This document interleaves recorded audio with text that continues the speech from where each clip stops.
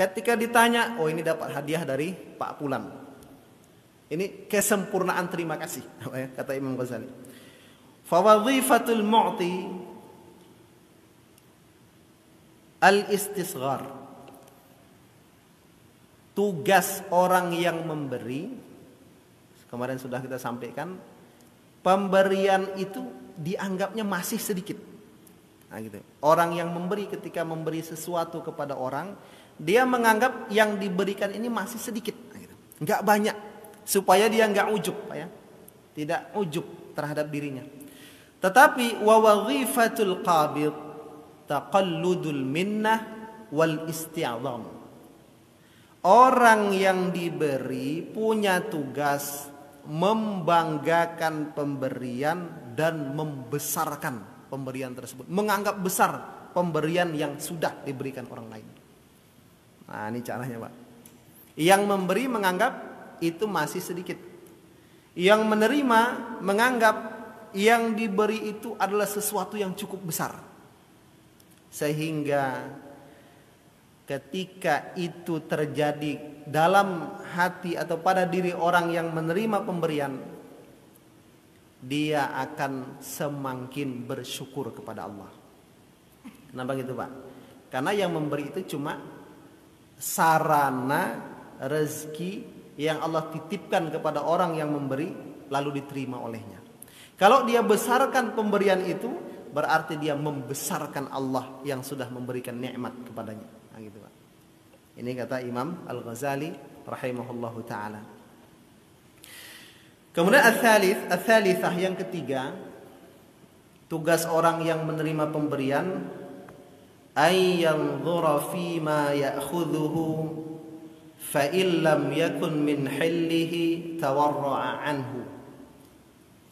Dia memandang sesuatu yang dia ambil, yang dia terima. Kalau itu tidak halal, maka dia tidak mengambilnya, gitu, Pak. Jadi di dalam kitab fikih, Pak, ya, ini Imam Ghazali mengambil sesuatu yang lebih berada pada posisi yang berhati-hati, gitu. Jadi dalam fikih, Bapak Ibu yang dirahmati Allah, terjadi perbedaan pandangan ulama. Bagaimana seandainya kita diberikan pemberian tapi dari harta haram? Nah, gitu. Haram, Bapak Ibu yang dirahmati Allah, itu kan terbagi dua, Pak, ya. Ada haram zatnya, ada haram sarana mendapatkannya, gitu.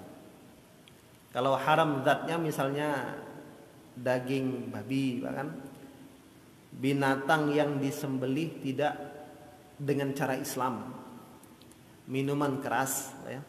Semua yang dijelaskan dalam agama, Pak, ya, jenis makanan, jenis minuman yang haram pada zatnya. Ini mau diberi, Pak, ya, mau dicari, mau dibeli, gitu kan, mau dibeli, mau hadiah, mau apapun tetap haram. Mau diketahui pemiliknya atau tidak tetap haram, gitu, Pak. Sekarang barang yang diberikan kepada kita tadi halal secara fisiknya. Misalnya uang hasil main judi, ya, gitu kan. Uang hasil main judi. Uang itu kan halal, Pak, ya. Cuma haram karena dari hasil perjudian. Uang hasil riba. Uangnya halal, cuma haram karena hasil riba. Hasil pencurian. Hasil penipuan. Ini kata ulama, Pak. Sebagian ulama mengatakan barang yang haram karena cara mendapatkannya. Dilihat dulu, kalau diketahui pemilik asalnya, maka orang yang diberi tidak boleh menerimanya. Misalnya ada orang memberikan kepada kita kue, Pak, ya, makanan. Makanan ini baru dicuri di kantin Usuluddin, kan, gitu kan. Tahu kita. Maka makanan ini wajib dikembalikan kepada pemiliknya. Kita terima, Pak. Kita bersekongkol dengannya dalam hal kejahatan tersebut. Nah, itu dia, Pak. Makanya kan pencuri, penadah dalam hukum negara kita kan sama kan? Sama-sama dianggap melakukan kejahatan itu. Nah, gitu. Dalam Islam juga statusnya Pak seperti itu. Nah, gitu. Nah, kalau ada barang haram diberikan kepada kita tetapi tidak diketahui pemiliknya. Misalnya bunga uang riba. Gitu, Pak. Uang riba ini kan uang yang tidak diketahui pemiliknya dalam pandangan Islam. Atau mungkin pedagang di pasar yang sudah memainkan timbangan gitu kan, dalam masa 1 hari ada sekian ratus orang belanja melalui timbangannya, tidak tahu lagi ini uang siapa, ini sudah terlalu banyak, Pak ya. Kata ulama, kalau kita yakini memang seperti itu, sebagian ulama mengatakan tidak boleh menerima pemberiannya. Kalau sudah kita yakini, Pak, tidak boleh menerimanya. Tapi kalau enggak kita yakini, tidak kita yakini karena lebih banyak nampak harta itu yang haram daripada yang halal. Gitu, Pak. Hidupnya itu kayaknya 90% dari hasil yang haram, 10% yang halal. Gitu. Maka sebagian ulama mengatakan makruh tahrim menerima pemberiannya. Makruh tapi dekat ke haram, Pak ya, seperti itu. Kemudian kalau berimbang antara yang halal dengan yang haram, maka makruh saja menerima pemberian tersebut, tidak sampai haram, Pak ya, seperti itu menurut sebagian para ulama. Jadi Bapak Ibu yang dirahmati Allah, orang yang menerima pemberian dari orang lain itu asalnya kalau dia tahu itu haram, maka tidak boleh menerima pemberian tersebut. Kapan bolehnya, Pak? Kapan seseorang boleh menerima harta haram sementara dia tahu itu haram? Yang pertama, Pak ya, illa idza dhaqa alaihi al-amru, bila sudah sempit sekali kesusahan hidupnya, dengan terpaksa boleh dia menerima harta tersebut. Jadi Bapak Ibu yang dirahmati Allah, inilah beberapa tugas dari seseorang yang menerima harta pemberian dari orang lain, yang mana dengan tugas-tugas yang dikatakan oleh Imam Ghazali tersebut, mudah-mudahan bisa menjadikan harta yang diberikan tersebut menjadi sebuah keberkahan di sisi Allah Subhanahu wa taala. Baik Bapak dan Ibu, mungkin sebelum saya tutup, Pak, ada pertanyaan kira-kira dari yang kita bahas ini? Masih ada waktu, Pak ya, sekitar 3 menit.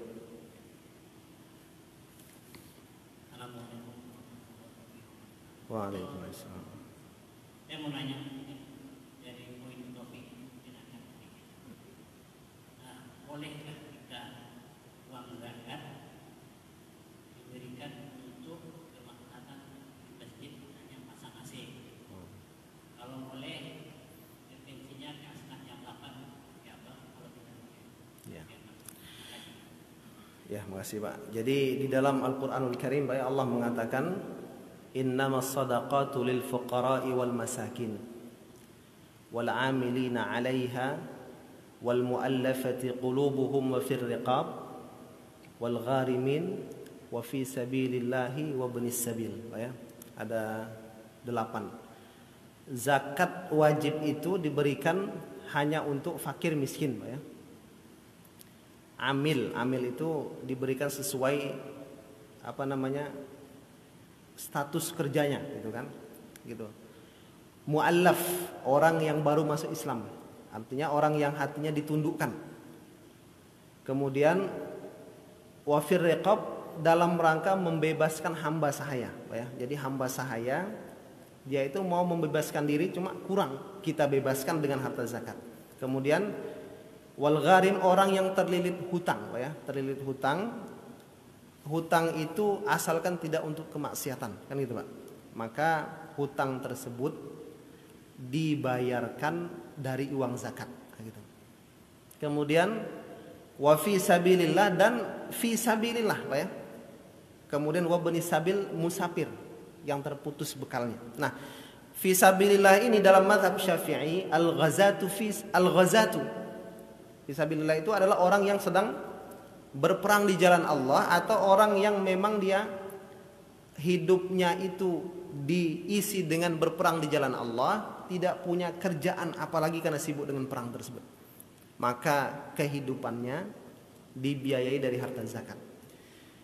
Kemudian masalah memberikan harta zakat kepada masjid, Pak ya, pembangunan pondok pesantren gitu kan.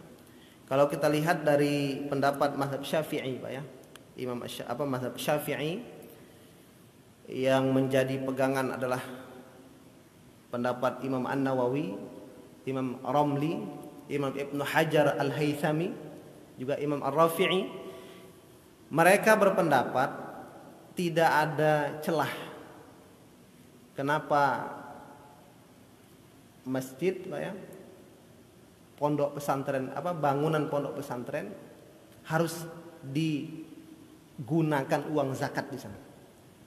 Tidak ada celah menurut mereka, Pak ya, seperti itu. Kecuali dalam mazhab Hanafi, Pak ya. Mazhab Hanafi membenarkan harta zakat itu disalurkan kepada segala sesuatu yang sifatnya maslahat lil Islam, maslahat untuk umat Islam gitu. Jadi dari pandangan banyak ulama tidak bisa, Pak ya. Jadi harta zakat itu nggak bisa untuk membeli AC masjid, Pak ya, karena di situ kan nanti ada wakaf, ada infak gitu, Pak. Jadi kalau zakat itu disalurkan kepada golongan-golongan yang sudah ada nasnya dalam Al-Qur'anul Karim. Kalau ada yang mengatakan oh itu kan untuk fisabilillah, masjid ini kan untuk fisabilillah. Nah, fisabilillah ini ditafsirkan oleh banyak ulama al-ghazah, perang di jalan Allah, nah, gitu. Sehingga dalam mazhab Syafi'i fisabilillah terbatas hanya pada itu saja, Pak. Dalam mazhab Syafi'i hanya pada ghazah saja. Kecuali mazhab Hanafi yang meluaskan makna fisabilillah pada setiap sarana kebaikan. Tapi ini di antara 4 mazhab itu hanya mazhab Hanafi saja yang memperluas, gitu, Pak. Seperti itu. Kira-kira gitu, Pak. Jadi jalan amannya nggak usah lah, gitu, Pak. Jadi jalan amannya kalau untuk AC masjid uang infak saja, kan gitu, Pak kan. Jadi zakat itu kan ibadah, nanti takutnya gara-gara salah penyaluran tidak sah zakat kita, nah, gitu. Gitu, Pak. Ada lagi Bapak dan Ibu? Nggak ada, Pak ya? Oh, ya. Assalamualaikum warahmatullahi wabarakatuh. Waalaikumsalam. Sehubungan dengan ada satu ayat yang mengatakan masalah zakat ini, diawali dengan khudh min amwalihim. Itu pada dia saat Sayyidina Abu Bakar radhiyallahu anhu menjabat sebagai khalifah, juga sudah banyak kan memerangi orang-orang yang tidak berzakat. Nah, pertanyaannya apakah yang perangi itu adalah orang-orang yang tidak membayar zakat dan zakat itu untuk dia melakukan asnaf itu? Ya. Lalu kalau iya, kalau dari uraian tadi seolah zakat itu diserahkan ke pribadi masing-masing, Ya. supaya ikhlas. Padahal pada setiap Abu Bakar, zakat itu memang dipelihara apa diwajibkan setara dengan sholat. Ya. Itu gimana Ustaz? Terima kasih. Ya, zakat itu prinsipnya, Pak, diambil oleh negara, kan itu, Pak kan. Khul itu negara atau badan yang ada SK resmi dari negara seperti Lasnas, Pak ya, UPZ gitu kan. Nah, dalam kajian yang kita bahas tadi, jadi di sini kondisi yang pertama, Pak ya, kan tidak hanya sebatas zakat gitu. Jadi pemberian itu tidak hanya zakat, ada infak, ada apa lagi, Pak? Ya infak, Pak ya, infak sedekah itu kan sebenarnya hampir sama gitu kan, sama wakaf. Nah, jadi kalau yang tidak melalui badan-badan tertentu ya seperti itu gitu, Pak. Tapi kalau melalui badan tertentu, misalnya zakat resmi, ada lembaga resmi negara diambil setiap tahun, Pak ya, atau setiap panen, maka lembaga negara juga harus memperhatikan kriteria-kriteria yang sudah dituliskan oleh Imam Ghazali tersebut, agar harta orang yang memberi tadi juga diberkahi Allah dengan hasil yang maksimal di sisi Allah, seperti itu, Pak. Nah, gitu.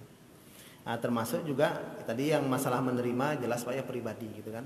Masalah yang menerima itu pribadi, tapi yang memberi bisa pribadi langsung atau lembaga yang sudah diresmikan negara gitu Pak, seperti itu. Ada lagi Pak ya? Baik Bapak Ibu yang dirahmati Allah, mungkin demikian saja karena waktu Isya pun sudah masuk. Yang benar itu dari Allah Subhanahu wa taala.